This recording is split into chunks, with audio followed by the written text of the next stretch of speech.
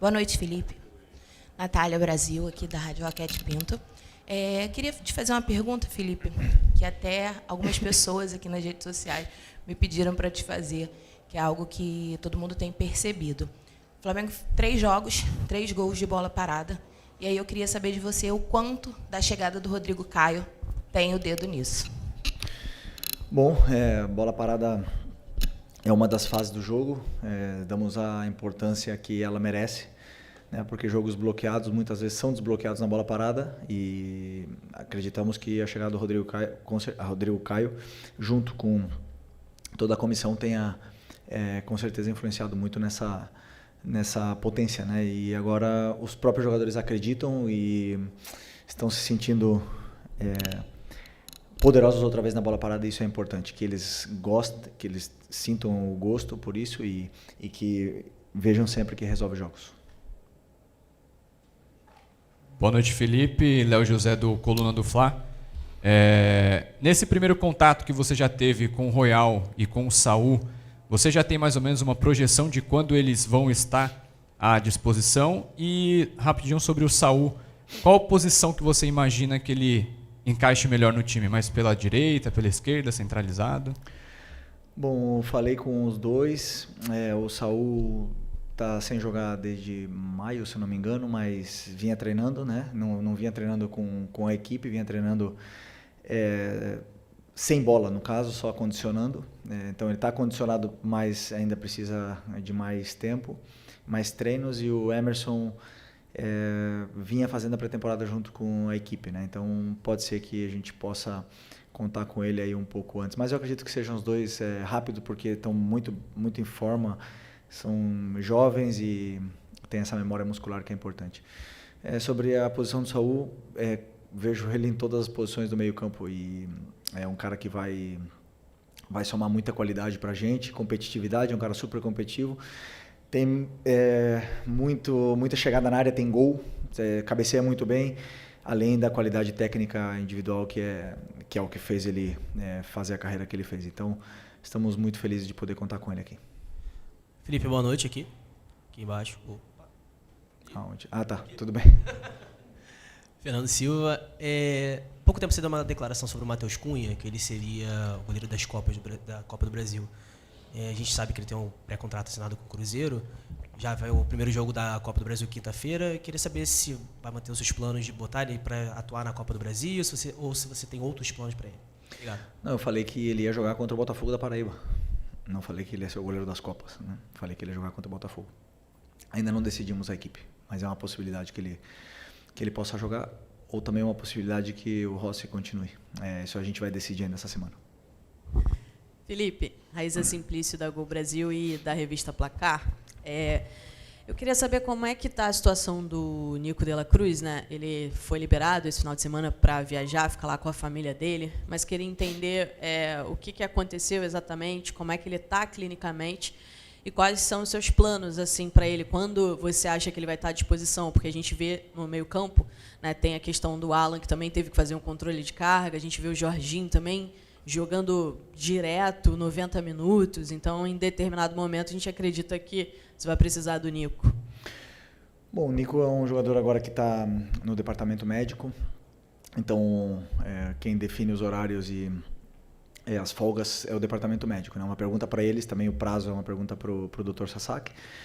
E do meu caso, da minha parte com o Nico, a única coisa que eu posso dizer é que um jogador extraordinário nos ajudou muito até essa lesão pré-mundial. E até por isso que eu sou super agradecido a ele, porque era um momento onde a gente estava muito delicado, né, da nossa equipe de baixas. Tínhamos uma lesão do Eric, uma lesão do Alan, uma expulsão do Gerson, na qual tínhamos o Everton Araújo e ia ter que improvisar o Varela. E conversei com ele, ele estava realmente no limite e ele foi no sacrifício aquele jogo e acabou tendo essa lesão. Então, é um cara que sempre que pode dar tudo o que tem pela equipe. E um jogador que se sacrifica, que coloca o próprio corpo a serviço da equipe, ele vai ter a minha proteção, vai ter o meu carinho sempre. Estou contando os dias para que ele possa voltar, porque ele é muito importante para a gente. Felipe, Rodrigo Ramos, eu queria falar aqui do jogo coletivo do Flamengo, tendo em vista que o Flamengo hoje é o melhor ataque do Campeonato Brasileiro, a melhor defesa, porém os defensores foram os jogadores que deram as vitórias ao Flamengo. Para você, quão é importante esse jogo coletivo do Flamengo, tendo em vista que os atacantes fazem gol, os zagueiros fazem gol, todos se ajudam mutuamente? Eu não vejo o futebol de outra forma, senão em coletivo, né? Eu sei que muitos esperam que só os atacantes façam gols, ou que... Claro que eu quero ter o artilheiro, eu quero ter os jogadores da frente sempre fazendo gols, mas cada um deles é uma peça da engrenagem, cumprem funções sempre por e para a equipe, né? Isso é sempre em função do que a equipe precisa. E hoje foi o Léo Ortiz que fez o gol, outro dia será outros jogadores. O importante é isso, que a equipe vença. E quando a equipe vence, estão todos felizes, todos comemorando. E aí o reconhecimento individual ele vem do mesmo jeito, mesmo que os atacantes não tenham feito gols, né? Mas eu acredito sempre que vai chegar, e a hora dos atacantes de fazer gols também vai vir. Boa noite, Felipe. Bruna Medeiros, do Disflá. Foi citado aqui já os gols de bola parada, né? E dos últimos 4 gols do Flamengo, 3 foram de bola parada. O Flamengo está tendo um pouco mais de dificuldade de criar com a bola no chão, apesar da posse de bola grande. Você vê isso também, e como solucionar essa questão? Obrigada. Bom, como eu falei na outra pergunta, a bola parada ela é uma fase do jogo, né? Então é uma forma de criar. Se você tem 8 escanteios, você tem 8 cruzamentos na área de forma perigosa, com jogadores importantes e determinantes na parte da fase da bola parada. Então, é uma das fases, né? Claro que os últimos adversários aí, tirando o Santos, o Bragantino também, mas são adversários que tentaram se fechar um pouco, se fechar mais. Hoje foi muito difícil, né? O jeito que o Atlético jogou.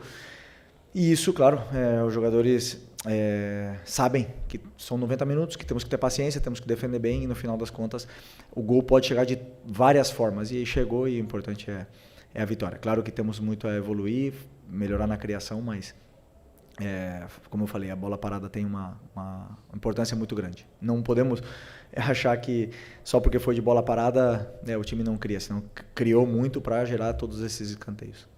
Felipe, boa noite. Gabriel Reis, canal Parazul Rubro Negro. Cara, eu não tenho como não falar disso.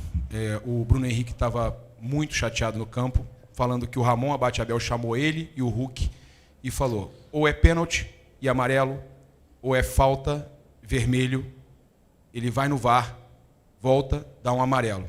Vimos todos vocês muito chateados. Sei que você não gosta de falar de arbitragem, mas é uma situação que mexia diretamente com liderança de campeonato, um momento que você está com vários jogadores lesionados e que sabem, né, tem a necessidade de tentar abrir, e o Flamengo conseguiu abrir, né?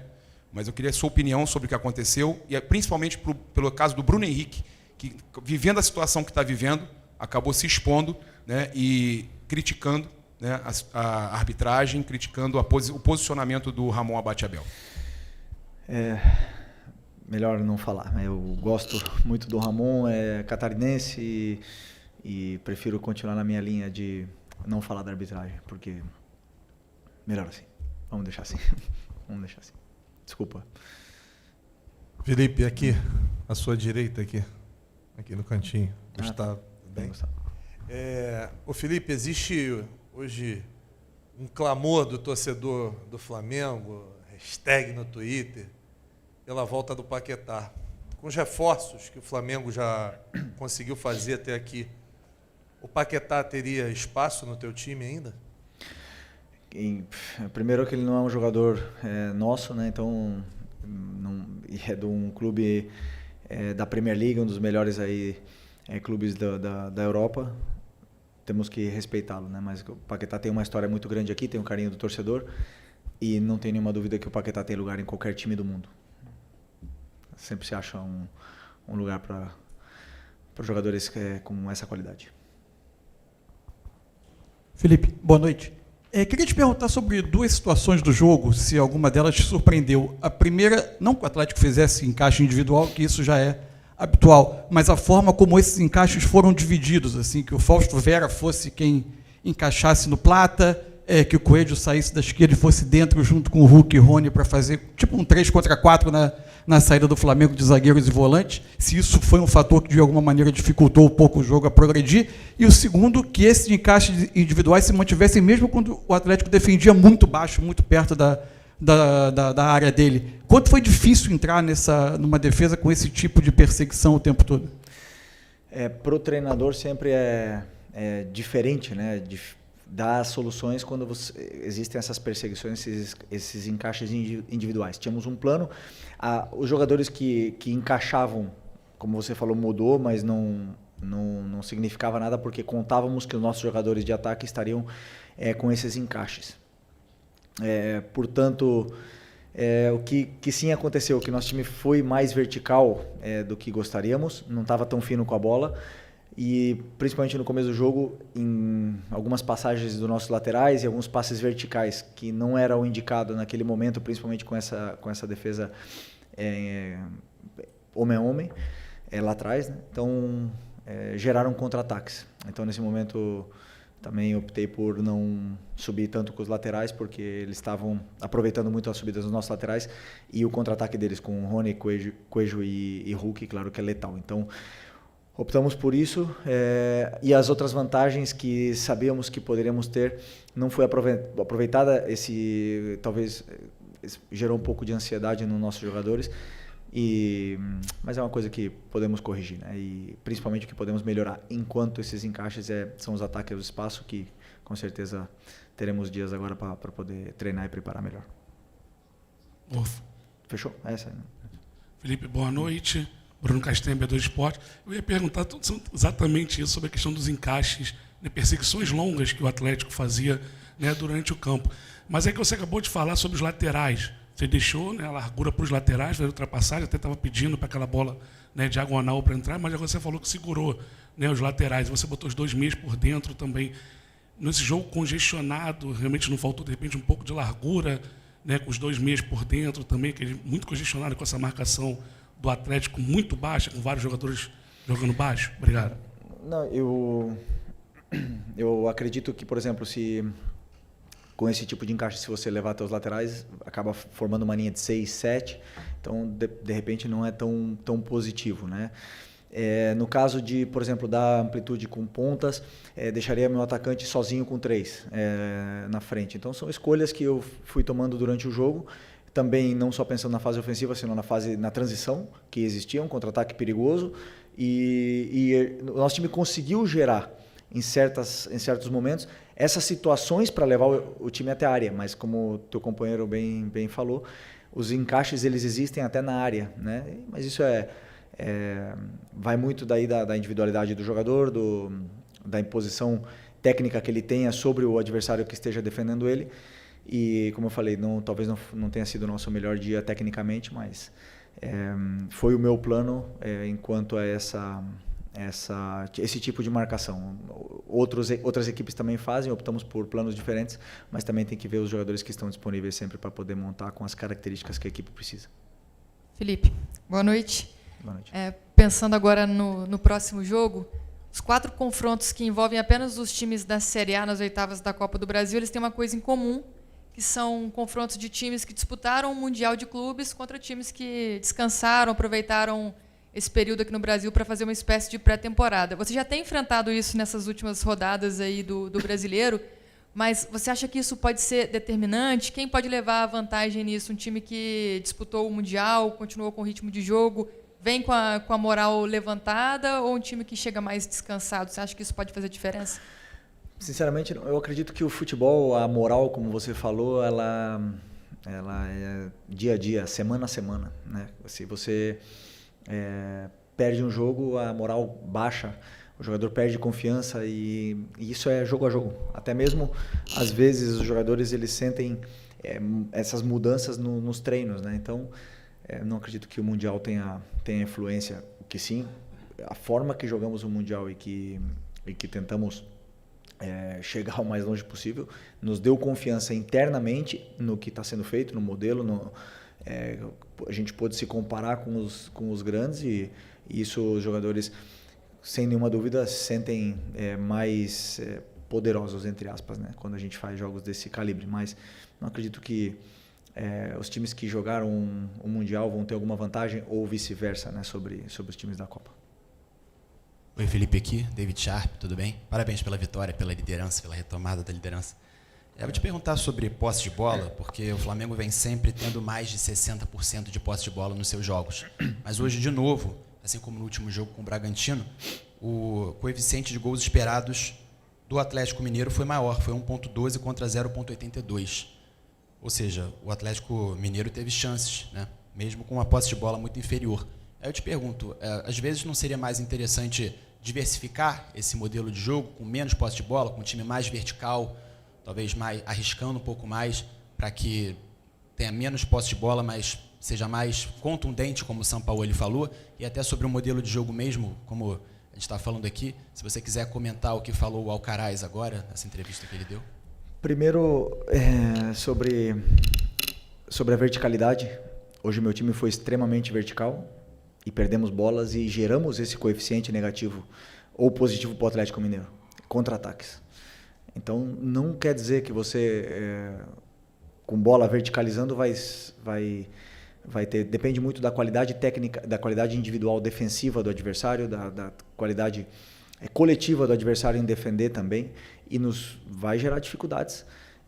Cada time tem uma forma de defender e nem sempre é fácil entrar. É um time super qualificado e ainda por cima está fazendo contratações ainda que vão potencializar ainda mais essa equipe. É uma equipe muito forte. E não é fácil entrar, não é fácil entrar. Agora, vamos pensar, vamos jogar sem a bola, dar a bola para o adversário e ficar em bloco baixo? Aí eu queria ver se as perguntas estariam sendo dessa maneira aqui. Eu não posso reclamar, meu time é líder, melhor ataque, melhor defesa. Não tenho que pensar em mudar o modelo, tenho que pensar em continuar vencendo, simplesmente. Mas nós variamos, hoje jogamos com 2 atacantes, como o teu companheiro falou, com as pontas por dentro, laterais passaram, depois pararam de passar, depois entrou o Wallace, e aí as variações elas existem, muitas vezes jogamos com 3, jogamos com 2, tá aí, as variações estão aí. Esperar em bloco baixo? Nunca. Boa noite, Felipe. Aqui, Isabelle Costa, Canal Gold. Queria te perguntar sobre o planejamento para os próximos jogos, porque o Flamengo já enfrenta novamente o Atlético Mineiro pela Copa do Brasil, primeiro jogo, depois tem Ceará em Fortaleza, e depois tem o jogo também de decisão da Copa do Brasil. Você pensa em poupar para algum desses jogos? Qual é o teu planejamento? E aproveitar que acho que você não respondeu a situação do Alcaraz, porque ele deu a declaração falando que tinham falado muita mentira e que você, o Boto e ele sabiam porque ele saiu. E eu queria te dar a oportunidade para falar sobre isso. Obrigada. Planejamento para quinta-feira, a partir de amanhã, né, será feito. Jogo a jogo. Não penso além da quinta-feira. Temos que vencer com as melhores peças que temos esse jogo da Copa e depois, domingo, será outro jogo. Sobre o Alcaraz eu falei já. Eu falei depois do título da Supercopa do Brasil. Falei toda a situação. Absolutamente tudo. É um menino que eu tenho um homem, né, que eu tenho um carinho gigantesco. Foi campeão do meu lado e já falei tudo. É só vocês reverem a entrevista e ali tá tudo o que eu penso sobre essa situação e ele sabe que tudo, o carinho que eu tenho por ele. Aliás, nós falamos e é um menino muito especial na qual eu desejo o melhor e absolutamente agradecido por tudo. Felipe, aqui, boa noite. Felipe, na última quarta-feira você falou sobre a união do elenco, que é um elenco muito unido. E a gente vê, fazendo uma análise desses últimos 2 jogos do Pedro, a gente vê o Pedro com um comportamento diferente. O Pedro voltando para marcar, o Pedro roubando bola, o Pedro sendo muito mais participativo. Apesar de não ter feito gols em nenhum dos 2 jogos, a gente vê um outro Pedro. Inclusive, saiu uma matéria que ele bateu o recorde da carreira assim, em índices durante a partida contra o Red Bull Bragantino. Eu queria saber de você o quanto a união desse grupo te ajudou a trazer esse jogador de volta, um jogador que é importante, um jogador que teve mais gols aí durante muitos campeonatos brasileiros, um artilheiro nato. Queria saber de você isso assim e o quão essa mudança de comportamento dele tem te ajudado como uma opção também para os jogos. Obrigado. O grupo é muito bom. Já falei, já estou cansado de falar que esse grupo aqui só quer ganhar, quer fazer história, quer ganhar títulos, quer ganhar jogos, quer continuar com essa ambição, e isso eu percebo todos os dias. Então, com a situação do Pedro, como eu falei nas outras vezes, eu só ver ele fazendo isso dentro do campo é incrível. Ele tá muito bem. Aliás, não só defensivamente, que ele está do mesmo nível dos companheiros, senão tecnicamente está muito bem outra vez, e estamos muito felizes com o rendimento dele, e sem nenhuma dúvida é um jogador importantíssimo para a gente. Felipe, boa noite. Pablo Rua, aqui do Voz do Ninho. Queria falar um pouco sobre o Jorginho, né? Desde que ele chegou, praticamente jogou todos os jogos do Mundial até aqui.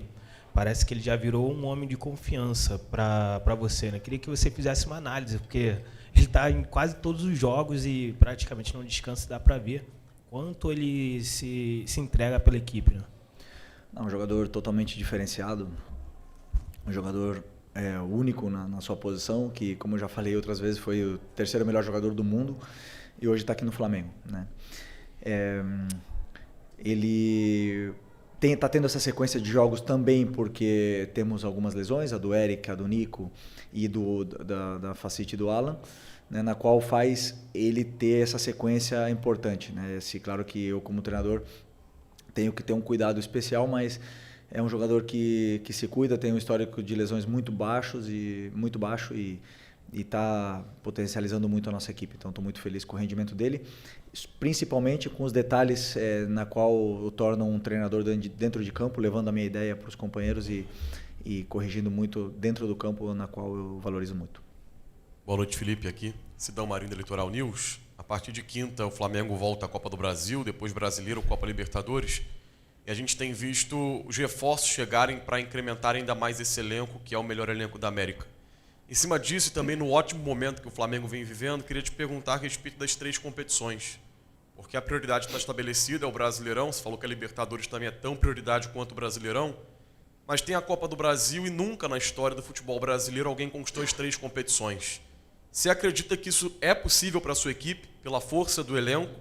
E mais do que se é possível, é um desejo que você tem, um objetivo que você tem, levando em conta essa ambição que você sempre traz para os seus jogadores, que a gente vê que eles são recheados disso, e isso move muito eles dentro do gramado. Obrigado. Bom, que primeiro ganhar quinta-feira. Não penso em agora a longo prazo. Claro que o objetivo do clube, como você bem falou, né? A gente sabe da Libertadores e do Brasileiro a importância que tem essas competições, mas a Copa está aí, estamos vivos, estamos com possibilidades e temos que ganhar do Atlético. E conforme forem passando os jogos, a gente vai ver onde a gente vai chegar em todas elas, né? Porque não dá para falar, vamos ganhar todas elas e no final não chegar em nenhuma. Então, como eu sempre falo, jogo a jogo, ganhar quinta, vamos ir para ganhar quinta-feira e tentar fazer um grande jogo para poder fazer um resultado bom para a volta. Ok? Boa noite, pessoal.